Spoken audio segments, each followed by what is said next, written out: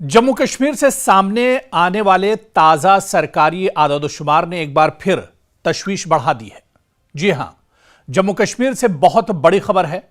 दरअसल राज्यसभा में पेश किए गए आदादोशुमार के मुताबिक साल 2025 और 26 में जम्मू कश्मीर में 46,000 अफराद ने नशे की लत से निजात के लिए इलाज कराया है। यह गुज़िश्ता 5 वर्षों में सबसे ज्यादा सालाना तादाद है, 46,000 से ज्यादा। लेकिन इस खबर को सिर्फ एक अदद या एक डिजिट या एक नंबर समझकर नजरअंदाज नहीं किया जा सकता है, क्योंकि इसके पीछे हजारों खानदानों की परेशानी, नौजवानों का मुस्तकबिल और एक पूरे माशरे का मसला छुपा हुआ है।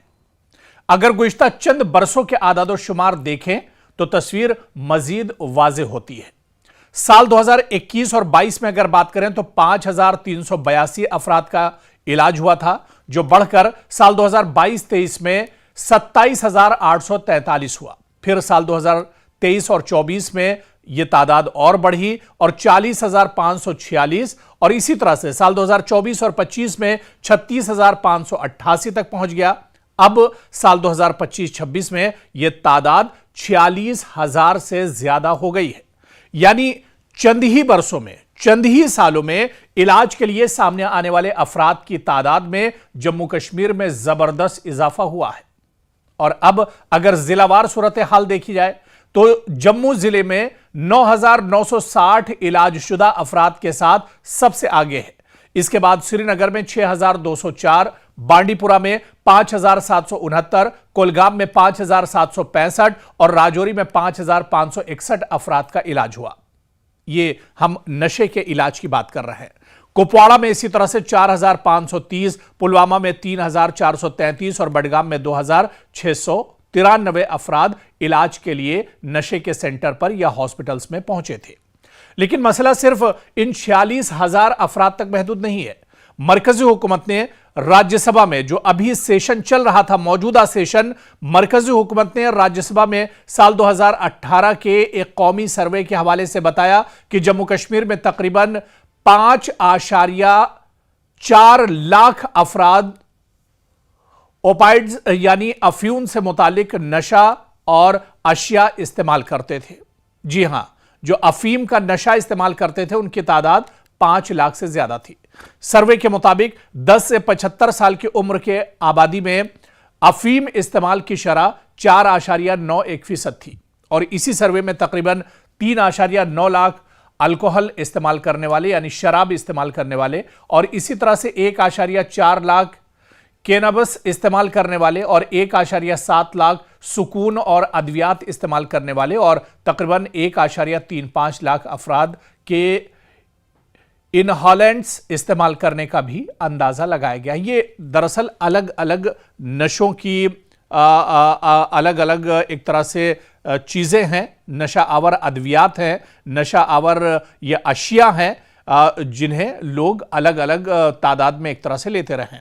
और यह आदादोशुमार बताते हैं कि मसला कितना वसी हो सकता है।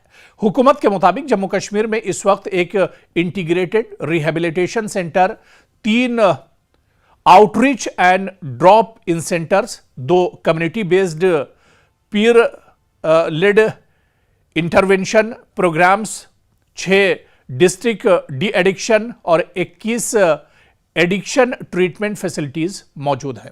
ये दरअसल अलग अलग सब सेंटर है। इनका काम एक ही है कि जो लोग नशा करते हैं उन्हें नशे की दूर करना, उन्हें नशे की लत से एक तरह से हटाना, उनकी नशे की जो लत है उससे दूर भगाना। तो जितने सेंटर हैं इन सब का काम एक ही है कि नशे से लोगों को दूर भगाना।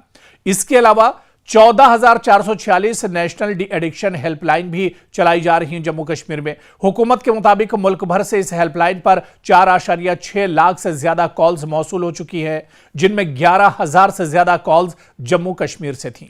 हुकूमत का नशा मुक्त भारत अभियान भी जम्मू कश्मीर में चल रहा है। सरकारी आदादोशुमार के मुताबिक इस मुहिम के जरिए 1,20,00,000 से ज्यादा लोगों को नशे के नुकसानात के बारे में आगाह किया जा चुका है, जिनमें 69 लाख से ज्यादा नौजवान और 51 लाख से ज्यादा खवातीन शामिल हैं। यह दरअसल नेशनल लेवल का सर्वे है। यह बात पूरे हिंदुस्तान और पूरे मुल्क की हम कर रहे हैं, लेकिन यहां एक बुनियादी सवाल फिर भी मौजूद है कि क्या सिर्फ इलाज के मराकिज की तादाद बढ़ाने से यह मसला खत्म हो जाएगा? क्योंकि जम्मू कश्मीर में खासतौर से अगर जम्मू कश्मीर की बात की जाए तो यहां पर इस तरह के बहुत से सेंटर मौजूद हैं, लेकिन ऐसा नहीं है कि सिर्फ सेंटर बनाने से हम नशे पर काबू पा सकते हैं या नशीली अद्वियात या इस तरह के जो मरीज हैं उन पर काबू पाया जा सकता है। क्योंकि नशे के खिलाफ जंग सिर्फ अस्पतालों और डी एडिक्शन सेंटर्स में नहीं लड़ी जा सकती है। इसके लिए खानदान, स्कूल, कॉलेजेस, मजहबी और समाजी इदारे, मकामी इंतजामिया और सबसे बढ़कर नौजवानों को साथ लेकर चलना होगा। जम्मू कश्मीर में खासतौर से देखा गया कि मसाजिद ने इस मामले में बहुत अच्छा किरदार अदा किया। मदारिस, दरगाहें, यहां के जो जिम्मेदारान हैं उन्होंने नशे के खिलाफ एक आवाज बुलंद की। तो जो आंकड़ा जम्मू कश्मीर का है, जो आदाद शुमार दरअसल राज्यसभा में रखे गए, वो चौंकाने वाले हैं। और इस पर काबू जब ही पाया जा सकता है जब इसके खिलाफ एक बड़े पैमाने पर मुहिम चलाई जाए, लोगों के बीच में जाया जाए और खुद जो समाज से जुड़े हुए लोग हैं, चाहे उलमा हो, चाहे इंटेलेक्चुअल हो, दानिश्वर हो, डॉक्टर्स हो, पढ़े लिखे लोग हों, समाज से जुड़े लोग हों, जिम्मेदारान हो, सभी को भी इसके लिए आगे आना होगा ताकि इस बिदत को समाज से हमेशा के लिए पूरी तरह से इसे एक तरह से खत्म किया जा सके। और भाई आज की 10 स्पोर्ट्स की बड़ी खबरों पर नजर डाल लेते हैं। सबसे पहले बात भारत श्रीलंका टेस्ट सीरीज की करेंगे जो कल से शुरू हो रही है। भारत और श्रीलंका के दरमियान 2 टेस्ट मैचों की सीरीज का पहला मुकाबला 15 अगस्त को श्रीलंका के गौल में होगा। भारतीय टीम की नजरें मजबूत शुरुआत पर टिकी हुई हैं। उधर जसप्रीत बुमराह की अदम मौजूदगी बड़ा सवाल है। बुमराह की ताजा इंजरी ने भारतीय टीम की बॉलिंग को लेकर तशवीश बढ़ा दी है। साबिक क्रिकेटर आकाश चोपड़ा ने भी उनके वर्कलोड मैनेजमेंट पर जोर दिया है। उधर श्रीलंका में गौल टेस्ट में 3 स्पिनर्स का प्लान भारतीय टीम ने तैयार किया है। भारतीय बॉलिंग को कोच मॉर्नी मॉर्कल ने इशारा दिया है कि गौल की पिच को देखते हुए भारत 3 लेफ्ट आर्म स्पिनर्स के साथ मैदान में उतर सकता है। इस बीच सरफराज खान को लेकर भी बड़ी खबर है। सरफराज खान के मुस्तकबिल पर सवाल उठ रहे हैं। रविचंद्रन अश्विन ने टीम मैनेजमेंट से सरफराज खान के मुस्तकबिल के बारे में वजाहत करने की अपील की है, जबकि श्रीलंका के खिलाफ पहले टेस्ट में उनकी जगह बनना मुश्किल दिखाई दे रही है। उधर रोहित शर्मा के मुस्तकबिल पर भी बहस छिड़ी हुई है। मैथ्यू हेडन ने रोहित शर्मा के साल 2027 वनडे वर्ल्ड कप तक खेलने के मामले पर कहा है कि आखिरकार फैसला खुद रोहित शर्मा को करना होगा, जबकि अश्विन ने रोहित के मुस्तकबिल में कोचिंग रोल की भी पेशगोई की है। आगे बढ़ते हैं, बात ऑस्ट्रेलिया बांग्लादेश मैच की करते हैं। जी हां, ऑस्ट्रेलिया के खिलाफ बांग्लादेश बहुत मजबूत पोजीशन में है। डार्विन टेस्ट के दूसरे दिन बांग्लादेश ने ऑस्ट्रेलिया को शदीद दबाव में डाल दिया है। बांग्लादेश ने 6 विकेट के नुकसान पर 351 रन बनाकर 153 रनों की बरतरी हासिल कर ली है, जबकि तंजीद हसन ने बांग्लादेश की तरफ से शानदार सेंचुरी स्कोर की है। तो डार्विन टेस्ट में बांग्लादेश पूरी मजबूती के साथ मेजबान टीम के सामने इस वक्त जमी हुई है और डटी हुई है। तो वहीं बांग्लादेश के तंजीद हसन की तारीखी सेंचुरी भी इन दिनों चर्चा में है। तंजीद हसन ऑस्ट्रेलिया में टेस्ट सेंचुरी बनाने वाले पहले बांग्लादेशी बल्लेबाज बन गए हैं। इनकी 101 रन की इनिंग्स ने बांग्लादेश को मैच में मजबूत पोजीशन दिला दी है। उधर इंग्लैंड पाकिस्तान टेस्ट सीरीज की तैयारियां भी जोरों पर हैं।